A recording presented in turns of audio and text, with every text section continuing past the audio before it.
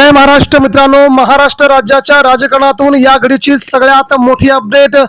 सामान्य निष्ठावान कडवट शिवसैनिकांनी नक्कीच हा व्हिडिओ शेवटपर्यंत बघावा. शिवसेनेचं, ठाकरेंच्या शिवसेनेचं पुढचं भविष्य काय?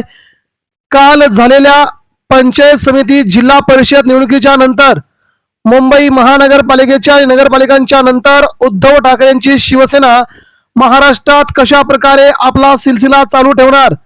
2029 या वर्षी होणाऱ्या विधानसभेसाठी उद्धव ठाकरे आणि राज ठाकरे यांनी कशा प्रकारे महाराष्ट्र काबीज करावा यावरती घेतलेला सगळ्यात मोठा हा मित्रांनो बातमीचा लेखावा. तर बघूया सविस्तर अपडेट. राज्याच्या राजकारणातून शिवसैनिक असाल तर नक्कीच खाली कमेंट बॉक्समध्ये उद्धव बाळासाहेब ठाकरे किंवा आपल्या जिल्ह्याचं नाव, स्वतःचं नाव लिहायला खाली विसरू नका. म्हणजेच महाराष्ट्राच्या कोणकोणत्या कानाकोपऱ्यातून, कोणकोणत्या जिल्ह्यातून सामान्य शिवसैनिक हा व्हिडिओ बघतोय यासाठी आम्हाला समजेल मित्रांनो. तर नक्कीच खाली एक कमेंट करायला विसरू नका. बघूया सविस्तर बातमी. महाराष्ट्रामध्ये शिवसेनेचं भविष्य आणि सामान्य शिवसैनिकांचं भविष्य काय असणार? मित्रांनो, गेल्या 6 महिन्यापासून महाराष्ट्रामध्ये निवडणुकांचा सिलसिला चालू आहे. लोकसभा निवडणुका पार पडल्या, विधानसभा झाल्या, त्यानंतर आता महानगरपालिका आणि नगरपालिका या निवडणुका पार पडल्या. यामध्ये उद्धव ठाकरेंच्या शिवसेनेला मुंबई वगळता इतरत्र यश चांगले मिळाले नाही.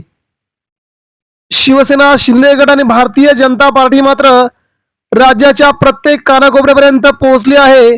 परंतु ठाकरेंना मात्र मुंबई वगळता कुठेही चांगल्या प्रकारचं यश मिळालं नाही.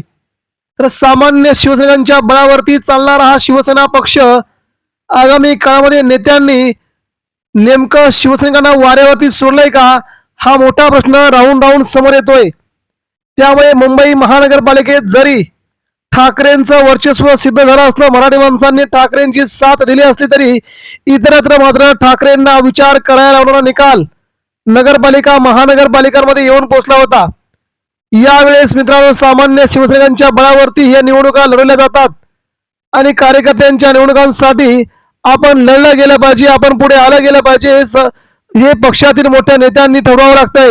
मित्रांनो, राज्याच्या कानाकोपऱ्यामध्ये निवडणुकांचा जेव्हा मोठ्या प्रमाणात उत्सव असतो त्यावेळेस इतर पक्षांचे नेते असणारे देवेंद्र फडणवीस, एकनाथ शिंदे मात्र आपल्या कार्यकर्त्यांसाठी तहान भूक हरवून संपूर्ण महाराष्ट्राच्या दौऱ्यावरती आपल्या नेत्याच्या, आपल्या कार्यकर्त्याच्या, शिवसैनिकांच्या खांद्यावरती हात ठेवून नुसतं लढायला सांगतात, पाठीमागे आम्ही आहोत. पण मित्रांनो, शिवसेना, उद्धव बाळासाहेब ठाकरेचा पक्ष आणि नंतर इकडे मनसेचा पक्ष यांनी मात्र आता विचार करावा लागेल. महाराष्ट्रामध्ये जर तुम्हाला पक्ष वाढवायचं असेल, तर पुन्हा निवडून यायचं असेल, तर तुम्हाला सामान्य शिवसैनिकांच्या बळावरती, त्यांच्या पाठीवरती हात, शब्बासकीचे हात ठेवावं लागेल, तरच आगामी काळात शिवसेना पक्ष वाढू शकेल. आजचे निकाल 12 जिल्ह्यातील जिल्हा परिषद, पंचायत समितीचे निकाल जरी चांगले असले तरी देखील मित्रांनो, आगामी काळामध्ये मुंबई शहर भाग सोडून महाराष्ट्राच्या ग्रामीण भागामध्ये उद्धव ठाकरेंना मानणारा बराचसा वर्ग आहे, ठाकरेंना मानणारा बराचसा वर्ग आहे. जे शिवसैनिक आजही मातोश्रीवरती आपला जीव ओवाळून द्यायला तयार असतात, त्या शिवसैनिकांसाठी तरी आज महाराष्ट्राच्या बड्या बड्या नेत्यांनी, शिवसेनेच्या नेत्यांनी ग्रामीण भागामध्ये बाहेर पडायला हवं होतं, त्यांच्या पाठीमागे थांबायला हवं होतं, त्यांच्या जिल्ह्यामध्ये जाऊन राहायला हवं होतं. तुम्ही लढा, तुमच्या पाठीमागे आम्ही आहोत. परंतु असं कुठेच झालं नाही. शिवसेनेचा एकही मोठा नेता, मग तो पहिल्या फळीतला नेता, महाराष्ट्रभर फिरला नाही. परंतु मित्रांनो, हे व्हायला हवं होतं. शिवसैनिकांना जर अशा प्रकारचं जर खूप मोठ्या प्रमाणाचं जर प्रोत्साहन भेटलं असतं तर शिवसेनेचे आकडे वेगळे असते. शहरी भागापेक्षा निष्ठावान कडवट शिवसैनिक ग्रामीण भागात जास्त असतात. नेत्यांच्या वारंवार होणाऱ्या चुका आपल्या पक्षाला आत्मघातकी ठरतात का, अशी शंका सामान्य शिवसैनिकांना वाटू लागली आहे. मित्रांनो, या निवडणुका कार्यकर्त्यांच्या निवडणुका आहेत. जर तुम्ही कार्यकर्त्यांच्या पाठीमागे जर खंबीरपणे उभे राहिले तर कार्यकर्ता बळकट होतो आणि हेच कार्यकर्ते तुम्हाला पुन्हा आमदारकीला, खासदारकीला निवडून आणतात. पण जर तुमच्या खासदारकीला, आमदारकीला जर कार्यकर्त्यांनी उभं राहायचं आणि त्यांच्या पाठीमागे तुम्ही नाही उभं राहायचं तर कार्यकर्ता तुम्हाला कसं उभा करेल हे देखील सगळ्यांनी पाहायला हवं. संपूर्ण आळस झटकून सगळे पराभव विसरून संपूर्ण महाराष्ट्र पिंजून काढल्याशिवाय शिवसेना उद्धव बाळासाहेब ठाकरेंच्या पक्षाला महाराष्ट्रामध्ये नवसंजीवनी मिळणार नाही, हे तेवढंच खरंय. आता मातोश्रीवरून उद्धव ठाकरेंनी, आदित्य ठाकरेंनी आणि कृष्ण शिवतीर्थावरून राज ठाकरेंनी सगळे पराभव विसरून महाराष्ट्राचा दौरा करावा. पुढील 3 वर्ष पायाला भिंगरी लावावी आणि सरकारच्या शेतकऱ्यांचे प्रश्न, युवकांचे प्रश्न, सामान्य जनतेचे प्रश्न मांडावे. दरबारी मानून त्या ठिकाणी मोठमोठे जनता दरबार घ्यावेत, सामान्य लोकांना धीर द्यावा. अशा प्रकारची कामं उद्धव ठाकरेंच्याकडून, मनसे अध्यक्ष राज ठाकरेंच्याकडून झाली तरच हे दोन पक्ष महाराष्ट्रामध्ये पुढील काही दिवसात सत्तेवर येतील. अन्यथा जर अशा प्रकारचा जर कारभार राहिला तर मात्र पुढील कित्येक वर्ष शिवसेना सत्तेमध्ये येईल की नाही असं मोठं प्रश्नचिन्ह निर्माण होत आहे. सामान्य शिवसैनिकांच्या निवडणुकीवेळी जर आपण मोठे नेते कोणाच्या प्रचाराला जात नसाल तर शिवसैनिक ही आगामी काळात वेगळा विचार करू शकतो. मनाला कटू वाटेल परंतु हे सत्य आहे. सामान्य शिवसैनिकांच्या प्रचाराला जर मोठे नेते येत नसतील तर मोठ्या नेत्यांच्या प्रचाराला सामान्य शिवसैनिक कसा जाईल, हा सगळ्यांनी विचार करण्याची गोष्ट आहे मित्रांनो. त्यामुळे शिवसेना वाढवायची असेल तर सर्वांनी सामान्य कार्यकर्त्यांच्या पाठीमागे उभं राहणं खूप गरजेचं आहे. परंतु आता उद्धव ठाकरे यांच्या शिवसेनेमध्ये तेच होताना दिसत नाही.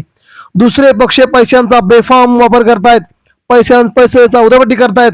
त्याला थोपवण्यासाठी तुम्ही तुमच्या कार्यकर्त्याच्या पाठीवरती एक शाबासकी थाप जर दिली तर कुठला कार्यकर्ता जिंकून जातो पुढे, पण हे सध्या होताना दिसत नाहीये. मुंबई सोडून पुढील 3 वर्ष दोन्ही ठाकरेंनी महाराष्ट्र दर महिन्याला पिंजून काढला तर पुढील आशा आहे. अन्यथा पुन्हा शिवसैनिक उभा राहणं खूप अवघड आहे. शिवसेना सत्तेमध्ये येणं देखील खूप अवघड आहे. त्यामुळे सामान्य शिवसैनिकांच्या भल्यासाठी, महाराष्ट्राच्या भल्यासाठी, मराठी माणसासाठी उद्धव ठाकरेंनी आता आपल्या सगळ्या संकटांना सामोरं जाऊन महाराष्ट्र पिंजून काढावा. तरच राज्यभर शिवसेना पुन्हा एकदा भरारी घेईल, पुन्हा एकदा शिंदे गटाला, भाजपला नवं आव्हान उभं करेल. अन्यथा जर यापैकी काही जर झालं नाही तर मात्र महाराष्ट्राच्या राजकारणामध्ये खूप मोठ्या शिवसेनेला खूप मोठी पिछाड सहन करावी लागेल. शिंदेच्या शिवसेनेचे एवढे आमदार, एवढे खासदार, मंत्री असताना स्वतः एकनाथ शिंदे आपल्या कार्यकर्त्यांवरती जीव ओवाळून प्रचार करताना फिरतायत, दररोज फिरतायत, सभा घेत आहेत. परंतु आपले शिवसेनेचे नेते मात्र कुठे आहेत असा प्रश्न सध्या विचारला जातोय. एकंदरीत सगळंच अवघड आहे. पक्षाने यावर गांभीर्याने विचार केला हवा. अन्यथा असं मला तरी वाटतं मित्रांनो, म्हणजेच राज्याच्या राजकारणामध्ये सध्या शिवसेनेला पुढे यायचं असेल तर उरलेल्या पुढील स्थानिक स्वराज्य संस्थांच्या निवडणुकांमध्ये खरंच मुंबईमधून ग्रामीण भागात फिरणं खूप गरजेचं आहे. सामान्य कार्यकर्त्यांसाठी तुम्ही सभा घेणं खूप गरजेचं आहे. अन्यथा पुढील दिवस खूप अवघड आहेत, हे मात्र नक्की सत्य आहे. धन्यवाद.